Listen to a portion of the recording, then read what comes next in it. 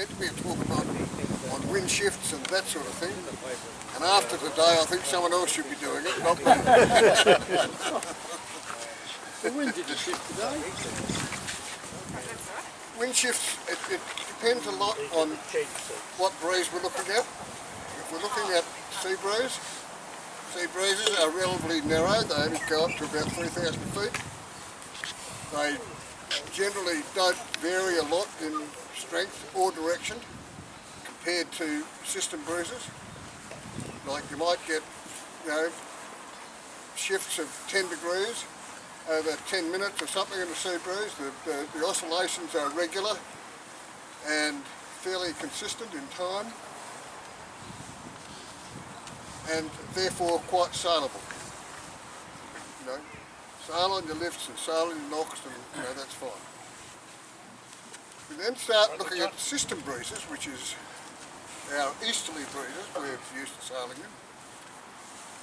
They vary a lot. They can vary in direction, probably 20 degrees. They can vary in strength by about 300%. So your sea breeze is fairly consistent, direction is reasonably consistent, and strength maybe goes up 50% or 60% at most. System breezes change a lot. Very difficult to muck about with. There's two types of lifts. If we look at our sea breeze, and look at the direction, nice sideways like this. I wasn't paying attention. All fairly simple.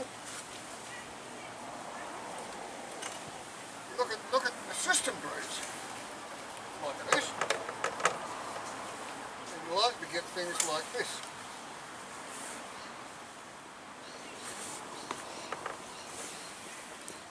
Vastly different. If you're sailing in those conditions, then you have to be very, very careful. There's two types of lift. There's an oscillating lift where you sail in our sea breeze conditions, where you can rattle along it.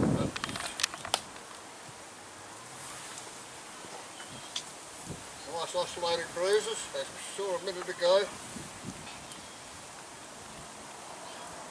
Now you've got lift, knock, all easy stuff, not a problem. Sail out, you get a knock, you think you tack here, tack.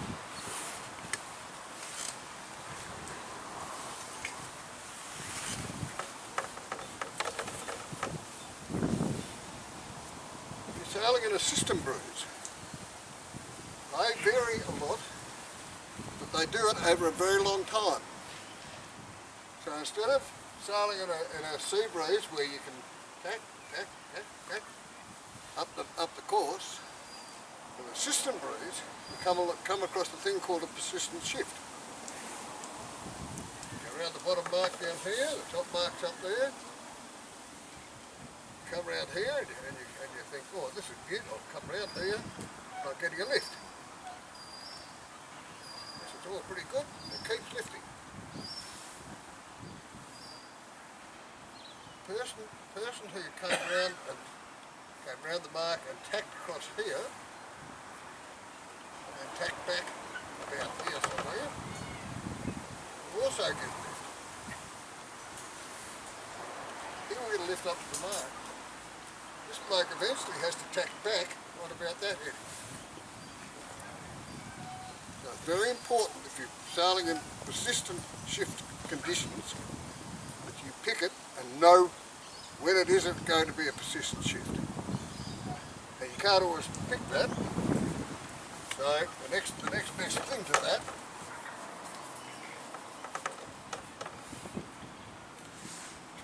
is to not get out on the wings. Got a mark here, top mark. You're sailing in a persistent shift, or in any shift really, getting a nice lift.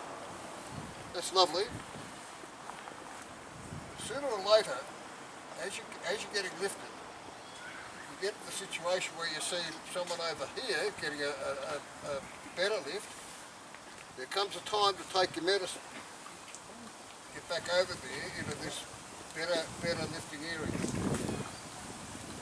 If you pick it early, the time is around the mark. If you don't pick it early, it's never too late. If it's a persistent shift, which is going to continue lifting, it's never too late to take your medicine. You've still got to get over there. A couple of things about lifts and knocks.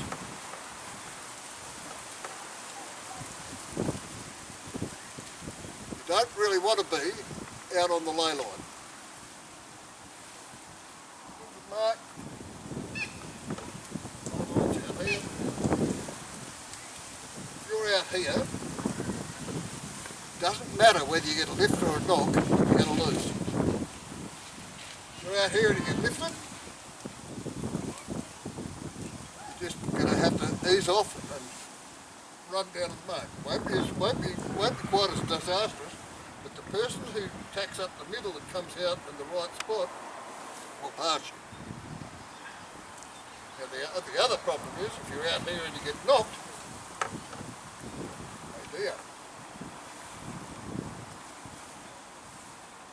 You tack down here, you knock down here, that's really not very nice. You're going to have to tack back. The sooner you do it, if you're getting knocked, the sooner you do it, tack back on the knock, the better, usually. Not always.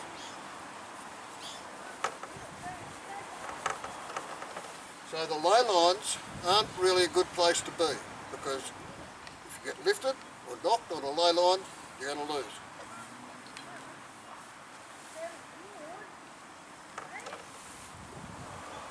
So,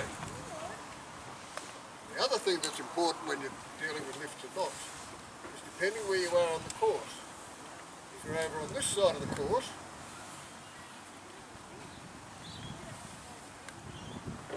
and you get a lift, that's all right, that's nice.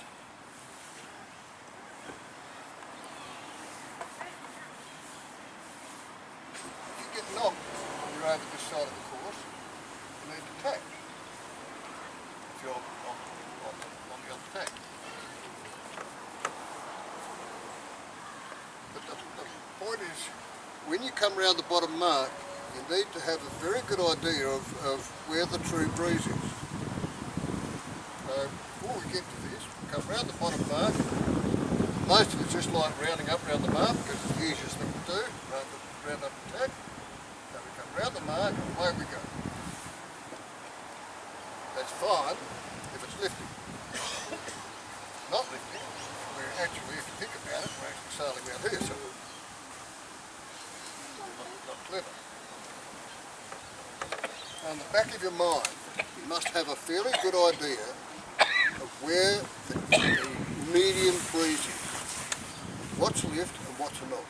So when you come round the bottom mark, you can judge immediately whether you're on a lift or a knock. If you're on a knock, get out of there, tack. Okay, come round this mark, you're getting knocked out here, tack. You can lift out there.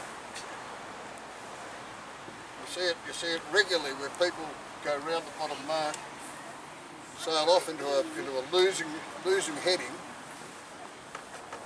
The problem is they go out here. What happens when they want to come back? Wind shifts back and they go down here again. All those clever people who tacked gone up here and up there. Quite clever.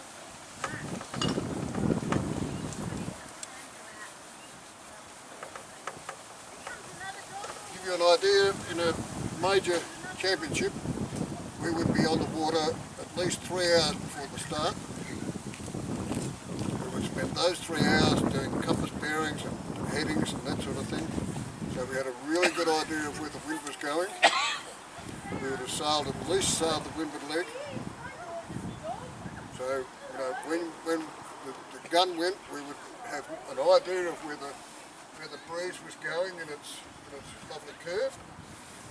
So we'd have an idea of when it was going to, when this gun went, when you were going to get a lift or a knock. It also affects where you start at the start line. that's sort of the preparation that went on, and major events like Olympics and things like that, they would have a weatherman go out there, and just before the 10-minute gun, when he wasn't allowed to talk to you anymore, he would come up and he would give you the whole day's weather predictions. By time. By time? By Yes. time. Yeah, That's the one thing you didn't mention. As we used to sit down there and look at the top of the wind sheets. That was most important. You've got to have a very good idea of what's coming. It's very easy afterwards to realise that, oh dear, that wasn't a very clever thing to do. The clever thing to do is to know what is clever before it happens. The only way you can do that is by keeping a tag on what the wind shifts are doing all day. Today counts. Today's weather is just one of those days when it doesn't pay to worry about the wind shifts. You've got to worry about them and be on the right tack, but there's no way you can work out what was going to happen next. It just wasn't the breeze. The other thing about system breezes, and you'll have noticed this yourself, is as the breeze gets lighter, the shifts get bigger and much more random. So when the breeze is, say, 10 to 12 knots, they get very organised, and the shifts, they might be 40 minutes, 50 minutes, between the lifts.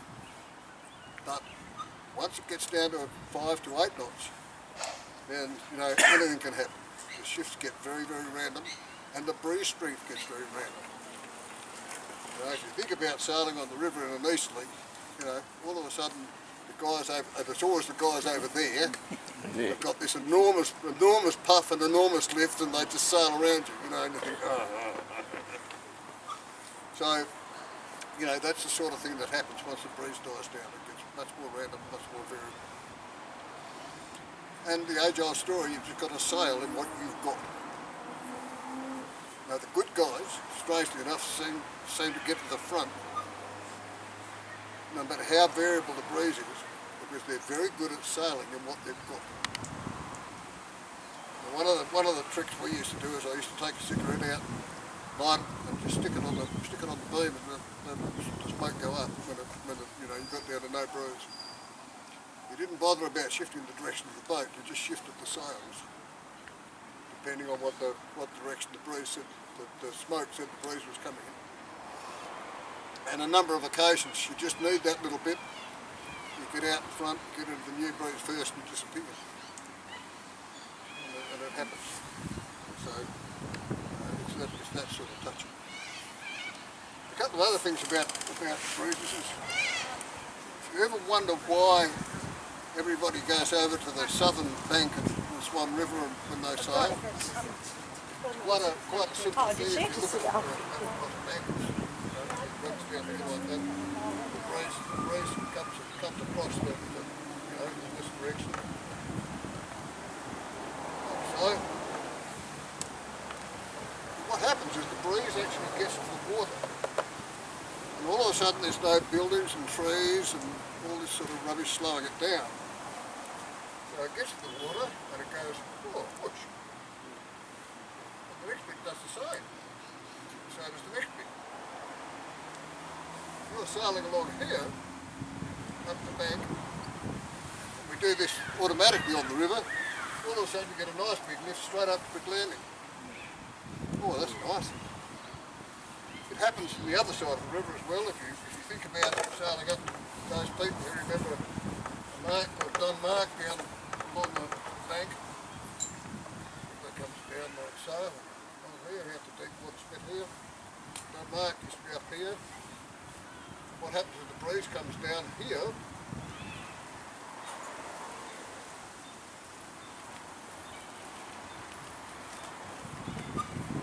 This bit hits the shore and gets slowed down by the buildings and that sort of thing. So the breeze actually shifts around, swings around, and it comes more directly on the shore. So sailing up here, the trick is to sail along the shore here. Very clever, and you've got a very good crew. You pick your way through the bricks and the rocks on the shore, and you keep sailing along there, and you get a lovely lift all the way along the beach. Not quite so clever if you hit the bottom. You run a 12 metre on the ground years ago doing exactly that, so that wasn't clever. Also, this lift, those people who used to sail on the river a lot, you come out here to the pub on the hill, there's a spit post here. What happens, the breeze comes down, some of it goes that way, some of it goes this way. So when you come out of Francis Bay, you get a nice lift up from here. And all it is the breeze accelerating through here because there's no building.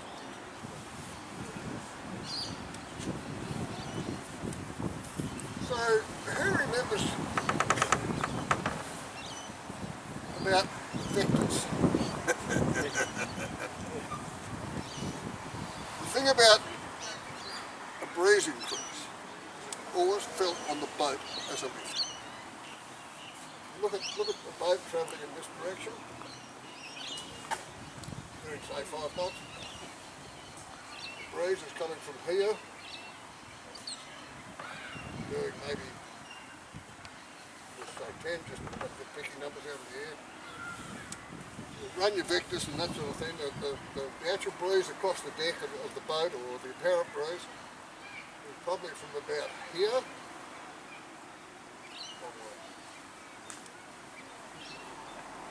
from about this direction, taking that and that as vectors, and it's probably at about 12, 13 knots.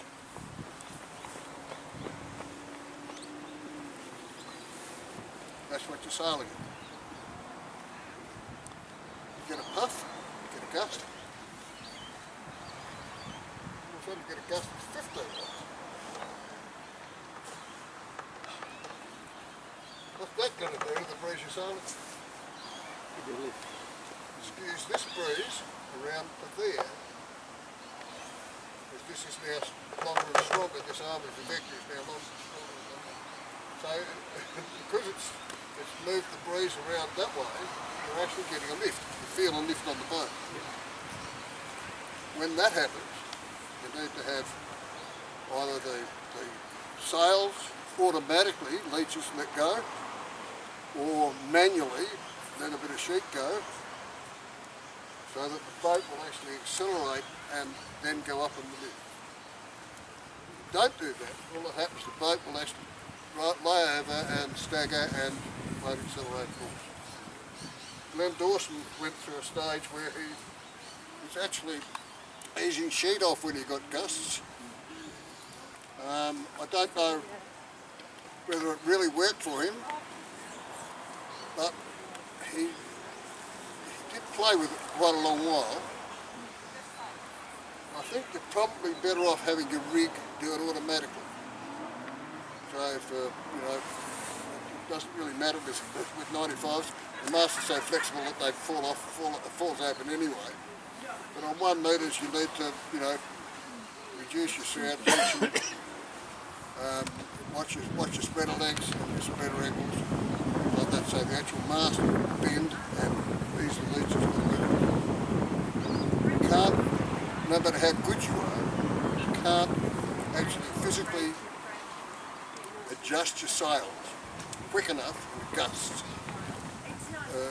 to actually, be absolutely beneficial. I mean, I don't know how other people did it, but I used to say to Brian when we were sailing, I'd say, I use different terms for different strength breezes. I know when I thought it was a really good gust coming, I would tell him it's a ripper. I would then give him an idea of whether it was going to be a lift or a knock. I would then count it down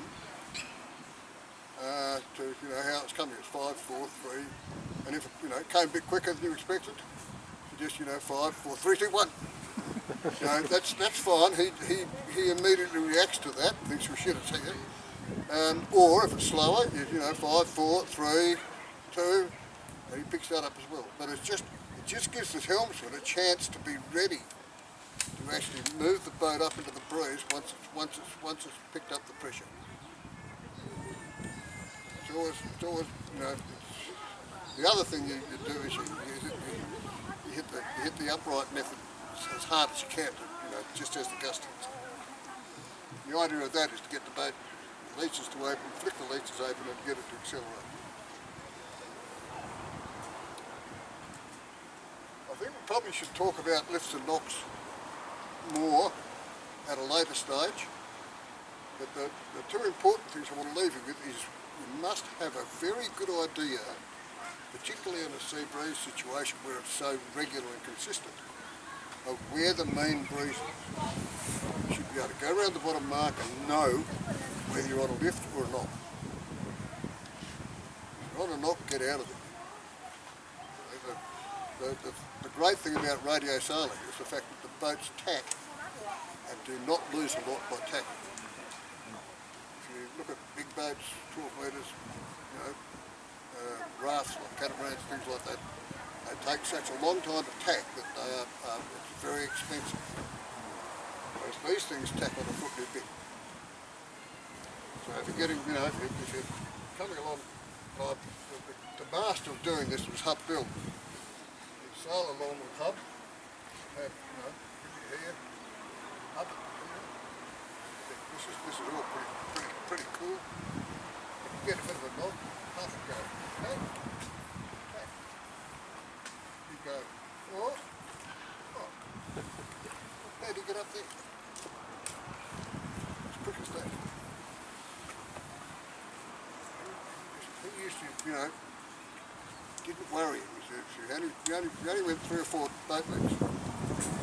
Because you were tacking on a lift and making good ground, pay. And they did it again and again and again. The only problem with that is when you do one of those tacks that just keeps going round and round and round. Oh dear. That's not clear. Any questions on that? 2 questions, and not necessarily related, maybe they are.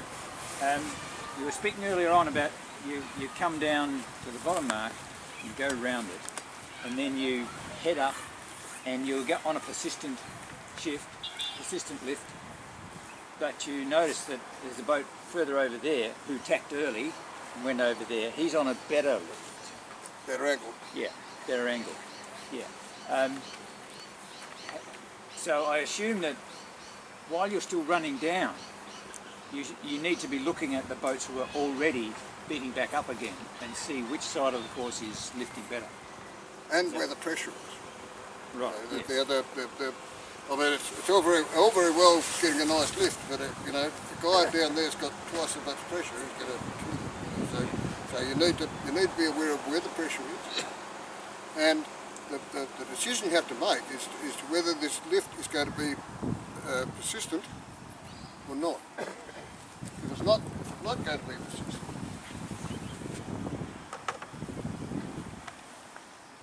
he's come round and he's got a nice lift. This boat's come round and it's tacked. He's got a nicer lift. If it's not persistent, if it swings back, this guy is going to be up on the low line. And when it swings back, it's going to get knocked. Like so, this guy's going to tack, so it can lift on the other tack and look pretty clever. So you have to be convinced that it's persistent before you actually think, bugger this, I need to get out of here and go over there and get into the lift. If you're convinced it's persistent, that's the way to go. If you're not convinced it's persistent, then you keep going and hope like hell it's going to shift back before you get to the top bar. And on this lake, under current circumstances, it's persistent if the guy on this good lift gets more than 10 metres up the course and he's still holding it. I've got to be over there. Yeah, that's right. I mean, if you think about radio sailing, because we sail much shorter legs and much shorter time lengths, lot of our shifts are persistent shifts, which in real sailing on the river is not the case. Yeah. Because I mean, we sail a whole course in 10 minutes. Now, if you think about big boat sailing, the beat might take you 15-20 minutes. In which case you've got you've done a whole cycle. Yeah.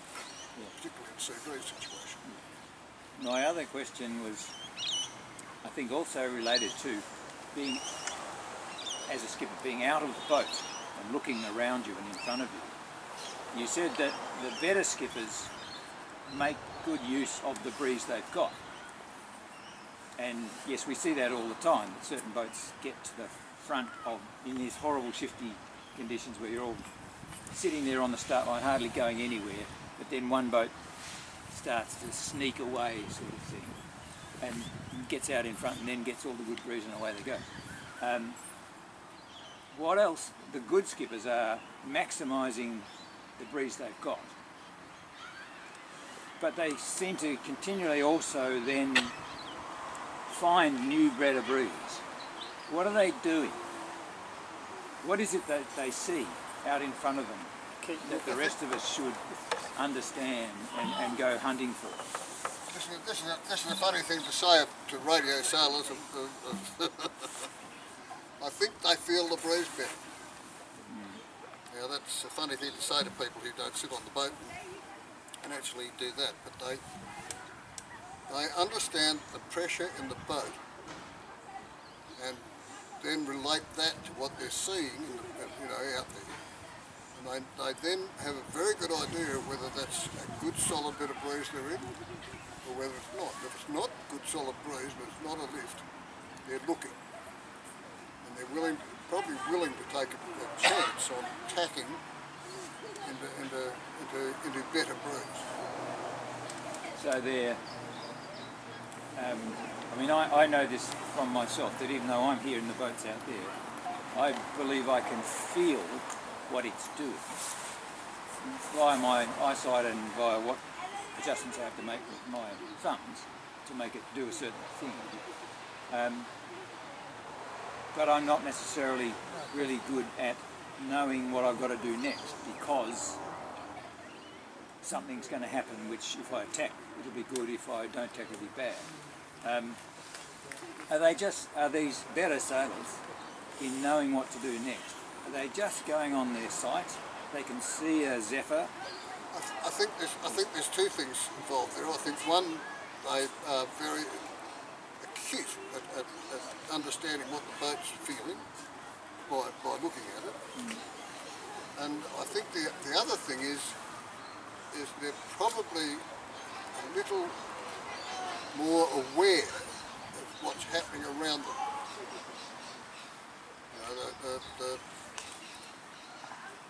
One of the things I did years ago when I was coaching the juniors is I used to make them come out and watch the good guys sail and work out why they did things. And they came out and watched us one day and they came back and they said, you tacked up the middle of the river, why'd you do that? And I said, I have no idea, did it work?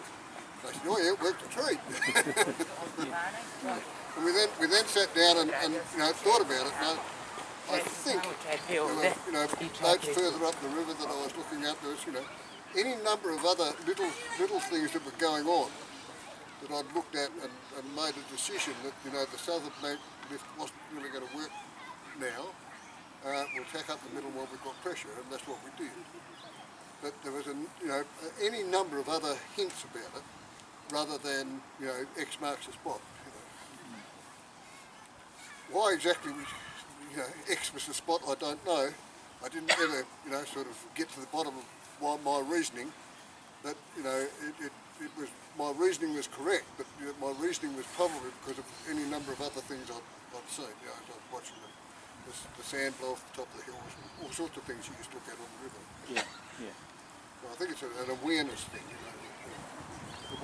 One of the funniest things that happened is we happened to have overseas a couple of very, very good weather guys. One was Frank Bethwaite, who was really quite brilliant weather, and if you think about it, we're just interested in you know, 5 square miles of ocean or whatever it is you're sailing in. That's all we're worried about. Couldn't care less about anything else. Fred was brilliant at that, but he had great difficulty in relating what to look for, to tell. You know, one classic stood out. We were sailing in Russia and there was a front hose that was going to come through, and if it came through, which it actually did on the last day, you know, it was going to change the whole side of the course it worked. And he mentioned this, and he went to all the diagrams of, you know, what the front was going to do and what the breeze was going to do and that sort of thing. But he forgot to tell the kids what to look for. So after he'd finished his briefing, we had a mini briefing around our boat, and I said to the kids, you know, now if there's a front coming through, you know, what do you think it's going to look like? You know, it's going to be clouds, it's going to be, you know, dark water, because we were sailing in 5 to 8 knots of breeze, so, you know, you've got to see dark water, you've got to see, all the indicators are here. When you see that starting to happen, that's when that front's coming. That's when you need to be over that side of the course. So, you know, it can, you know, the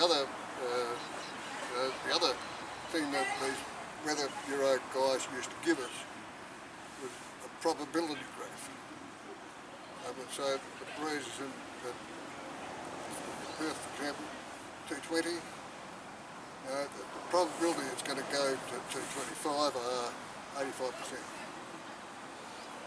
And so on, you know. So you went out with all this in the back of your head thinking, if things go pear-shaped and I've lost the plot, we will go left or right, whichever, you know, whatever the probability said, you went that way. So that was part of their task, and they did it very, very well. So, Do I do one for Jack out of the lake on a day like this?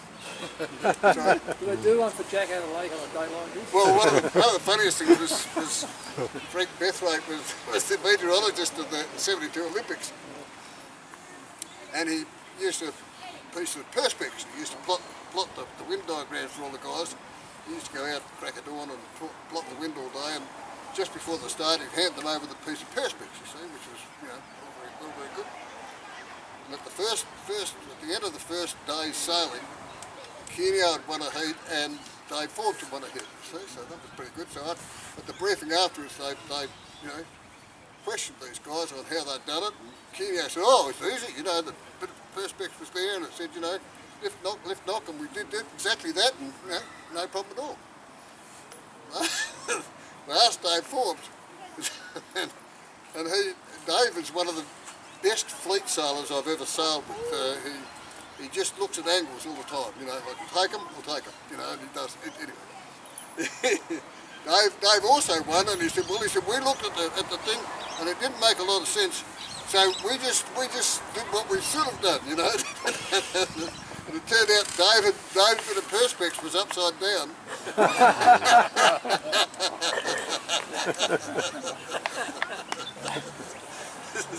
So even the best laid plans. Anyway, I'll leave it there. We probably should talk about, at a later date, we need to talk about tactics near the top of the course, getting into the mark. And there was a couple of times today when that was quite critical, actually getting around with the mark in good shape. And you know, there's some people who are very, very good at it, and other people who aren't quite so good at it. One of the guys I sailed with that was very good at it was a guy called Noel Robbins. He's not with us anymore, but he had his head well out of the boat, and he watched the starting committee boat like a hawk, and he knew what was coming. You know, we're going to get a lift, and then we're going to knock, and then we get another lift. You know, so we need to be out the right. You know, so, and he was very, very good at that sort of thing. Yeah. Anyway, folks, that's it. Warren.